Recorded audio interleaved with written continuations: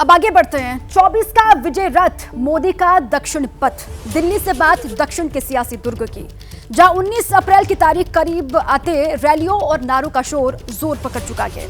केंद्रीय गृह मंत्री अमित शाह ने कन्याकुमारी में रोड शो किया, एक बार फिर 400 पार का नारा दिया। एक दिन पहले तमिलनाडु में इंडिया अलायंस ने अपनी सियासी ताकत दिखाई थी, जबकि 3 दिन पहले प्रधानमंत्री नरेंद्र मोदी एक बार फिर तमिलनाडु के दौरे पर पहुंचे थे। सवाल यह है कि 24 की चुनावी चुनौती से निपटने के लिए तमिलनाडु क्यों एपिसेंटर बना हुआ है? बीजेपी से लेकर इंडिया गठबंधन का सबसे ज्यादा फोकस साउथ पर ही क्यों है? दक्षिण की चुनावी राजनीति को विस्तार से बताती ये सुपर एक्सक्लूसिव रिपोर्ट आपको देखनी चाहिए।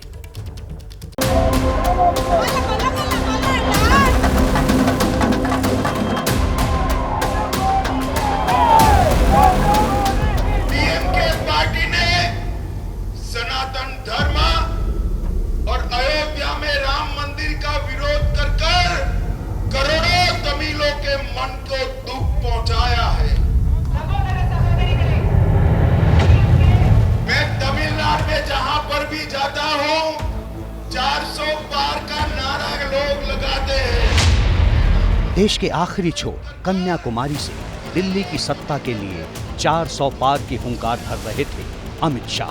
तमिल भाषा, तमिल संस्कृति और तमिल गौरव को पूरे देश में और दुनिया में आगे बढ़ाने के लिए हमारे नेता नरेंद्र मोदी जी ने बहुत काम किया है कि एआईडीएमके डीएमके को दोनों को छोड़कर भारतीय जनता कच्छी को वोट देकर मोदी जी का हाथ मजबूत करिए। अमित शाह ने तमिलनाडु के कन्याकुमारी में रोड शो किया। रोड शो में बीजेपी कार्यकर्ताओं की जबरदस्त भीड़ उमड़ी। 2 किलोमीटर तक चले रोड शो में हजारों लोग मौजूद रहे। 400 पार के नारे लगाते रहे। केंद्रीय गृह मंत्री अमित शाह ने भी यही किया। देखो भाइयों बहनों, 400 पार जरूर करना है, मगर पोन्नार के साथ करना है। तो मुझे बताइए, पोन्नार को वोट देंगे क्या? कमल के निशान पर बटन दबाएंगे क्या? कन्याकुमारी सहित 400 पार कराएंगे क्या? कमल के निशान पर बटन दबाएंगे, 400 पार कराएंगे। अमित शाह ने कन्याकुमारी में वही बातें कही जो बीजेपी का हर नेता कहता है। लेकिन सवाल यह है कि बीजेपी के मिशन 400 प्लस के लिए दक्षिण की हिस्सेदारी कितनी जरूरी है? क्यों तमिलनाडु 24 के चुनाव का एपिसेंटर बन चुका है? एनडीए से लेकर इंडिया अलायंस के लिए तमिलनाडु क्यों अहम है? सवाल ये भी कि क्यों बीजेपी और कांग्रेस का फोकस सबसे ज्यादा तमिलनाडु पर है? इन 3 सवालों का जवाब जानना चाहते हैं तो इन 3 तस्वीरों को गौर से देखिए। 10 अप्रैल को प्रधानमंत्री मोदी ने तमिलनाडु में 2 रैली की। कोयम्बटूर में 23 दिन के दौरान पीएम मोदी दूसरी बार पहुंचे थे। 12 अप्रैल को इंडिया अलायंस ने अपनी ताकत दिखाई। राहुल गांधी ने तमिलनाडु में पहली चुनावी रैली की। 12 अप्रैल को ही केंद्रीय गृह मंत्री अमित शाह तमिलनाडु पहुंचे। 13 अप्रैल को उन्होंने कन्याकुमारी में रोड शो किया। इससे एक दिन पहले अमित शाह मदुरै पहुंचे थे, रोड शो किया। एबीपी न्यूज संवाददाता नीरज पांडे से खास बातचीत की।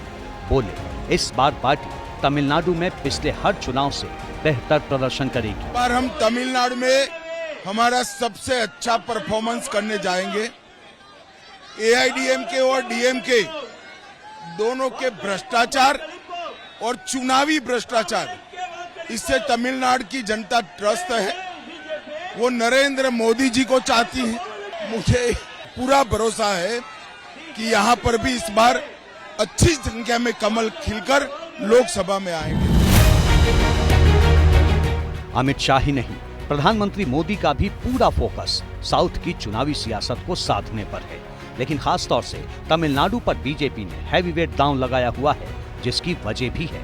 तमिलनाडु में लोकसभा की 39 सीटें हैं, जो दक्षिण के राज्यों में सबसे ज्यादा हैं। 2019 में एक भी सीट पर कमल नहीं खिल सका था। 2019 में बीजेपी ने तमिलनाडु की 5 लोकसभा सीटों पर उम्मीदवार उतारे थे। बीजेपी को कुल 15,51,924 वोट मिले थे। करीब 3.7% वोट पाने के बावजूद बीजेपी का खाता तक नहीं खुल सका था। बीजेपी के साथ हिंदी बेल्ट की पार्टी का टैग लगा रहा है और तमिलनाडु की सियासत का मिजाज एक हद तक हिंदी विरोध का भी रहा है। तमिलनाडु की सत्ताधारी डीएमके का हिंदी विरोध ढका छिपा नहीं है और डीएमके इंडिया अलायंस का हिस्सा है, जिसने तमिलनाडु में पूरा जोर लगाया हुआ है। A storm is going to come in India and this Narendra Modi is going to be ejected from the government. I say Narendra Modi, but actually it is Adani government. It should be called the Adani government, not the Narendra Modi government. तारीखों के ऐलान के बाद तमिलनाडु में राहुल गांधी की पहली rally थी, लिहाजा बीजेपी और मोदी सरकार पर एक के बाद एक अटैक किए। लेकिन उससे पहले का वाकया भी सुनिए। I was thrown out of the Lok Sabha. Rally से पहले राहुल गांधी सिंगनल्लूर में एक मिठाई की दुकान पर पहुंचे और वहां से मिठाई खरीदी। लोगों ने पूछा किसके लिए खरीद रहे हैं, राहुल क्या बोले, सुनिए। So who are you getting sweets for? My brother Stalin. Rahul Gandhi मिठाई का पैकेट लेकर अगली सुबह रैली में पहुंचे। स्टालिन को गले लगाया और मिठाई का डिब्बा दिया तो एक पल के लिए स्टालिन भी चौंक गए। लेकिन सवाल ये है कि क्या तमिलनाडु के नतीजे भी इस बार चौंकाने वाले होंगे। इस वक्त मैं तमिलनाडु के कन्याकुमारी इलाके में हूं। पिछले कुछ दिनों के दौरान मैंने राज्य की राजनीति को नजदीक से समझने की कोशिश की है। आप भी इस बात से समझ सकते हैं कि भारतीय जनता पार्टी के पास 303 सांसद हैं, लेकिन तमिलनाडु से उनका एक भी सांसद नहीं है। 39 लोकसभा सीटों पर 19 अप्रैल को पहले चरण में मतदान होना है, लेकिन सवाल यह है कि क्या इस बार के नतीजे बदल सकते हैं? बीजेपी को एहसास है कि 400 प्लस का आंकड़ा पार करना है तो साउथ की चुनावी सियासत में सेंध लगानी ही होगी। यही वजह है कि पिछले कुछ महीनों के दौरान प्रधानमंत्री मोदी तमिलनाडु, तेलंगाना और केरल का कई बार दौरा कर चुके हैं। राम मंदिर में प्राण प्रतिष्ठा से पहले प्रधानमंत्री 3 दिन तमिलनाडु में ही रहे थे। 2 दिन पहले कोयम्बटूर में रैली की तो राम मंदिर का भी जिक्र किया।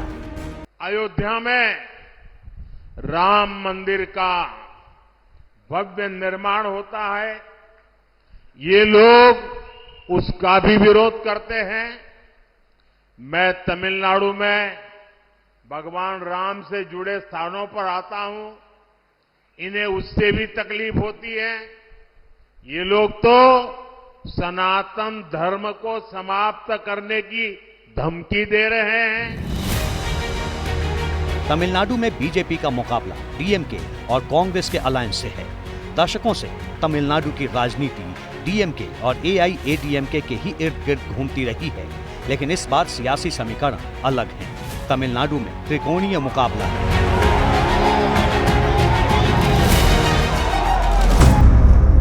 इंडिया गठबंधन की अगुवाई डीएमके कर रही है। डीएमके के अलावा अलायंस में सीपीएम, सीपीआई, वीसी, केएमडीएमके और केएमडीके शामिल हैं, जबकि एआईएडीएमके के गठबंधन में एडीएमके, एसडीपीआई और पीटीके शामिल हैं। बीजेपी ने इस बार पीएमके यानी पट्टाली मक्कल काची के साथ गठबंधन किया है। इसके अलावा एनडीए में टीएमसीएम और एएमएमके भी शामिल हैं। 2019 के वोट शेयर को देखें तो स्टालिन की पार्टी डीएमके और कांग्रेस आगे थी। बीजेपी ने तब एआईएडीएमके के साथ चुनाव लड़ा था, लेकिन एक भी सीट जीत नहीं पाई थी। सवाल ये है कि क्या इस बार नतीजे बदल सकते हैं? ऐसे समझिए, 2014 में तमिलनाडु में बीजेपी को करीब 5.5% वोट मिले और एक सीट हासिल हुई। 2019 में वोट शेयर घटकर 3.6% हो गया और सीट एक भी नहीं मिली। लेकिन उम्मीद बाकी है, क्योंकि इस वक्त तमिलनाडु में बीजेपी की कमान के अन्नामलाई के हाथों में है, जिनकी रैलियों में भीड़ उमड़ रही है। मौका ये है कि जयललिता के निधन के बाद एआईएडीएमके कमजोर हुई है। ऐसे में विपक्ष के लिए जगह है, जिसे बीजेपी भरने की कोशिश कर रही है। रणनीति ये है कि पिछले साल बीजेपी ने एआईएडीएमके से नाता तोड़ लिया था, जिसके बाद एआईएडीएमके के कई नेता बीजेपी में शामिल हो चुके हैं। इन सब के बीच पीएम मोदी के करिश्मे पर बीजेपी को पूरा भरोसा है, जिसमें पीएम मोदी भी कोई कसर बाकी नहीं रख रहे। डीएमके सत्ता के अहंकार में डूबी हुई पार्टी है। जब डीएमके के एक बड़े नेता ने हमारे युवा नेता अन्नामलाई जी के बारे में पूछा गया तो डीएमके नेता ने अहंकार में कहा, कौन है वो अन्नामलाई, और अपमानजनक शब्दों का इस्तेमाल किया। यह अहंकार तमिलनाडु के महान कल्चर के खिलाफ है। 2 दिन पहले प्रधानमंत्री कोयम्बटूर की रैली में बोल रहे थे, जयललिता का गढ़ कही जाने वाली ये वही सीट है जिसे बीजेपी पहले भी जीत चुकी है। टेक्सटाइल इंडस्ट्री का हब कहे जाने वाले कोयम्बटूर में नॉर्थ इंडियंस बड़ी संख्या में बसे हैं। इनमें भी राजस्थान के रहने वाले ज्यादा हैं। नॉर्थ इंडियंस ज्यादातर बिजनेसमैन हैं। कुछ को इस शहर में बसे 30 से 35 साल हो चुके हैं। उत्तर भारतीयों की आबादी की वजह से भी बीजेपी को लगता है कि वो कोयम्बटूर में पैर जमा सकती है। कोयम्बटूर ही नहीं, तमिलनाडु की 8 से 10 सीटों पर बीजेपी कड़ी टक्कर दे रही है। वैसे तमिलनाडु ही नहीं, 400 पार के मिशन के लिए बीजेपी को पूरे साउथ को साधना होगा। केरल, तमिलनाडु, तेलंगाना और आंध्र प्रदेश में लोकसभा की कुल 118 सीटें हैं। बीजेपी के पास इनमें से सिर्फ 4 सीटें हैं जो उसे तेलंगाना में मिली थी। 2019 में बीजेपी को दक्षिण भारत में लोकसभा की 30 सीटों पर जीत मिली थी, जिनमें अकेले कर्नाटक से 25 सीटें मिली थी। बीजेपी इस बार भी ये रिकॉर्ड बरकरार रखना चाहती है। इसके साथ ही बाकी राज्यों में भी सीटों पर पूरा जोर लगा रही है। दक्षिण के सियासी दुर्ग को भेदने में बीजेपी कितनी कामयाब होती है, ये तो 4 जून को ही पता चलेगा। लेकिन इतना जरूर है कि तमिलनाडु 24 के चुनावी जंग का सबसे दिलचस्प मैदान बन चुका है।